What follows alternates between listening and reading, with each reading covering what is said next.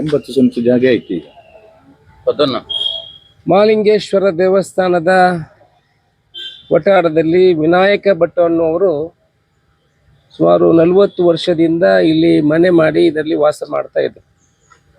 ನಾವು ಸುಮಾರು ಒಂದು ತಿಂಗಳ ಹಿಂದೆ ಬಂದು ಇದು ಮಹಾಲಿಂಗೇಶ್ವರ ದೇವಸ್ಥಾನಕ್ಕೆ ಸೇರಿರುವಂಥ ಜಾಗ, ಈ ಜಾಗವನ್ನು ದೇವರ ಅಭಿವೃದ್ಧಿಗೆ ನೀವು ಬಿಟ್ಟು ಕೊಡಬೇಕು ಅನ್ನುವ ವಿಚಾರವನ್ನು ಅವರ ಹತ್ರ ಮಾತಾಡಿದಾಗ ಅವರು ಕೂಡ ಸಂತೋಷದಿಂದ ಒಪ್ಪಿಕೊಂಡು, ನಾನು 30-40 ವರ್ಷದಿಂದ ಈ ಜಾಗದಲ್ಲಿ ನಾನು ವಾಸವಾಗಿದ್ದೆ, ನನಗೆ ಒಳ್ಳೆಯದಾಗಿದೆ, ನಾನು ಬೇರೆ ಮನೆ ಮಾಡಿ ಹೋಗ್ತೇನೆ, ದೇವರ ಅಭಿವೃದ್ಧಿ ನೀವು ಮಾಡೋದಿದ್ರೆ ನಂದು ಯಾವುದೇ ಥರದ ಅಬ್ಜೆಕ್ಷನ್ ಅದಕ್ಕೆ ಇಲ್ಲ, ನಾನು ಸಂತೋಷದಿಂದ ಆ ಜಾಗವನ್ನು ನಿಮಗೆ ಬಿಟ್ಟು ಕೊಡ್ತೇನೆ ಅನ್ನೋ ವಿಚಾರವನ್ನು ಅವರು ನಮ್ಮ ಹತ್ರ ಉಲ್ಲೇಖ ಮಾಡಿದರು.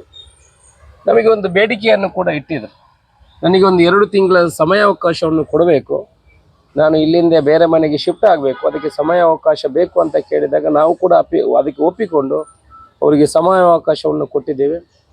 ಇವತ್ತು ಆನಂತರ ನಾವು ಅವ್ರ ಹತ್ರ ಯಾವತ್ತೂ ಕೇಳಿಲ್ಲ, ಅವರೇ ಬಂದು ಆ ಮಹಾಲಿಂಗೇಶ್ವರನಿಗೆ ನಾನು ಇದ್ದಂಥ ಅಡಿಸ್ಥಳವನ್ನು ನಾನು ಸಮರ್ಪಣೆ ಮಾಡ್ತೇನೆ, ನಾನು ದೇವರಿಗೆ ಕೊಡ್ತೇನೆ ಅನ್ನುವಂಥ ಒಳ್ಳೆ ಮನಸ್ಸಿನಿಂದ ಇವತ್ತು ನಮ್ಮನ್ನೆಲ್ಲ ಕರೆದು ಮಹಾಲಿಂಗೇಶ್ವರನ ದೇವರ ಆ ಪ್ರಸಾದವನ್ನು ಸ್ವೀಕಾರ ಮಾಡುವ ಮುಖಾಂತರ ಅವರು 40 ವರ್ಷದಿಂದ ಬಾಂಧವ್ಯ ಇದ್ದಂಥ ಈ ಜಾಗವನ್ನು ಮಹಾಲಿಂಗೇಶ್ವರ ದೇವರ ಅಭಿವೃದ್ಧಿಗೆ ಅರ್ಪಣೆ ಮಾಡಿದ್ದಾರೆ. ನಮ್ಮ ಹತ್ರ ಇಂಥ ಮನಸ್ಕರು ಬೇಕು. ಹೌದು, ಹಿಂದೆ ಕೂತಿದ್ದಾರೆ, ಅವರಿಗೂ ಏನಿರಲಿಲ್ಲ, ಮಹಾಲಿಂಗೇಶ್ವರ ದೇವಸ್ಥಾನದ ಜಾಗ ಕೂಡ ಖಾಲಿ ಇತ್ತು.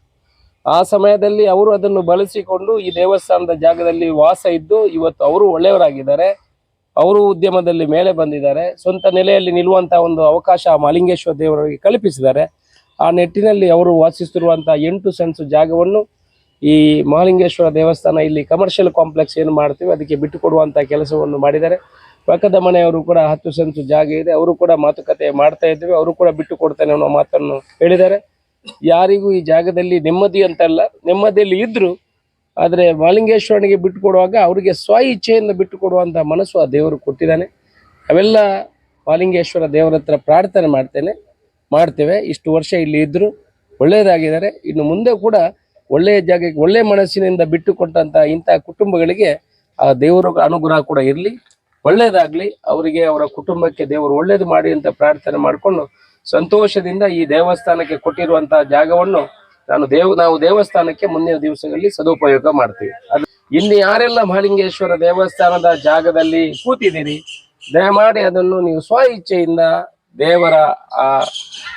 ದೇವರಿಗೆ ಅದನ್ನು ಅರ್ಪಣೆ ಮಾಡಬೇಕು ಅಂತ ಈ ಮೂಲಕ ನಾನು ವಿನಂತಿ ಮಾಡ್ಕೊಳ್ತೀನಿ. ಇದು ಮಾನ್ಯ ಶಾಸಕರಾದ ಅಶೋಕ ರೇಗೌಡ ಮತ್ತೆ ನಮ್ಮ ಈಶ್ವರ ಭಟ್ ಪಂಜಗುಡ್ಡೆಯವರು ಬಂದು ದೇವಸ್ಥಾನ ಜಾಗವನ್ನು ಕೇಳಿದ್ರು, ಆದ್ರೆ ನಾವು ಸಂತೋಷದಿಂದ ಬಿಟ್ಟು ಕೊಟ್ಟಿದ್ದೇವೆ. ನಾವು ತುಂಬಾ ಇದರಲ್ಲಿ ನಿಜವಾಗಿ ಅಭಿವೃದ್ಧಿ ಆಗಿದ್ದೆವು. ಬೇರೆ ಮನೆಯ ಮಹಾಲಿಂಗೇಶ್ವರ ಬೇಗ ಕೊಟ್ಟಿದ್ದಾನೆ, ಅದು ಭಾರಿ ಆಶ್ಚರ್ಯ.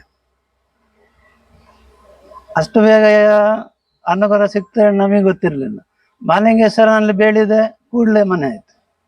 ಅದು ಈಗ ನಿಜವಾಗಿ ತುಂಬಾ ತೃಪ್ತಿಯಾಗಿದೆ. ಇಲ್ಲಿ ಕಾಂಪ್ಲೆಕ್ಸ್ ಮಾಡ್ಬೇಕು ಹೇಳಿ ಇವರು ಕೇಳುವಾಗ ನಾನು ಬಹಳ ಸಂತೋಷದಿಂದ ಕೊಟ್ಟಿದ್ದೇನೆ. ಮಹಾಲಿಂಗೇಶ್ವರ ದೇವಸ್ಥಾನದ ಜೀರ್ಣೋದ್ಧಾರ ಅಧ್ಯಕ್ಷರಾದ ಅಶೋಕ್ ಕುಮಾರ್ ಅವರ ನೇತೃತ್ವದಲ್ಲಿ ಭಕ್ತಾದಿಗಳ ಸಹಕಾರದಿಂದ ಈಗಾಗಲೇ ಜೀರ್ಣೋದ್ಧಾರ ಕೆಲಸವು ಹಂತವಾಗಿ ನಡೀತಾ ಇದೆ. ಹಾಗೆ ನಮ್ಮ ನೆಲ್ಲಿಕಟ್ಟೆಯಲ್ಲಿ ಇವತ್ತು ವಸತಿಗೋಸ್ಕರ ಶಾಸಕರ ಒಂದು ಆಶೆಯಂತೆ ವಸತಿಗೋಸ್ಕರ ಇವತ್ತು 80 ಸೆಂಟ್ಸ್ ಜಾಗೆಯನ್ನು ವಶಪಡಿಸಿಕೊಂಡಿದ್ದೇವೆ. ಅದರಲ್ಲಿ ಇನ್ನೊಂದು ಮನೆ ಬಾಕಿ ಉಂಟು, ಅವರೊಟ್ಟಿಗೆ ಮಾತುಕತೆ ಮಾಡಿದ್ದೇವೆ. ಆ ಮಾತುಕತೆ ಈಗ ಬೇಗ ಬಗೆಹರಿಸ್ತದೆ. ಈಗಲೇ ಅವರು ಬೀಗ ಹಾಕಿ ಹೋಗಿದ್ದಾರೆ, ಮತ್ತೆ ಹೇಳಿದ್ದಾರೆ ಮಕ್ಕಳಿಗೆ ಶಾಲೆ ಎಲ್ಲ ಶುರುವಾದ ನಂತರ ಕಷ್ಟ ಆಗ್ತದೆ, ಈಗ ಬೇಗ ನಾವು ಮಾತುಕತೆ ಮಾಡುವ ಅಂತೇಳಿ. ಅದರ ಮಾತುಕತೆಯಂತೆ ಅದನ್ನು ಕೂಡ ಬೇಗ ಬಗೆಹರಿಸಲಿದ್ದೇವೆ. ಆದಷ್ಟು ಬೇಗ ನಮ್ಮ ಶಾಸಕರ ಒಂದು ಅಧ್ಯಕ್ಷತೆಯಲ್ಲಿ ಇಲ್ಲಿ ವಸತಿಯ ಕೆಲಸವನ್ನು ಮಾಡ್ತೇವೆ. ಈಗ ಕೂಡ ಪರ್ಮಿಷನ್ಗೆ ಅಳತೆ ಕೆಲಸಗಳೆಲ್ಲ ಹಂತವಾಗಿ ಆಗ್ತಾ ಇದೆ. ಮತ್ತೆ ಇವರು ನಮ್ಮ ವಿನಾಯಕ ಭಟ್ರವರು ಬಹಳ ಶಾಸಕರ ಸೂಚನೆಯಂತೆ ನಾನು ಕೇಳಿಕೊಂಡೆ, ಆಗ ಅವರು ಸಂತೋಷದಿಂದ ಒಪ್ಪಿಕೊಂಡಿದ್ದಾರೆ. ಇವತ್ತು ಅವರು ಉಪ್ಪಿನಕಾಯಿ ವ್ಯಾಪಾರ ಮಾಡಿ ಜೀವನ ಸಾಗಿಸ್ತಾ ಇದ್ದಾರೆ.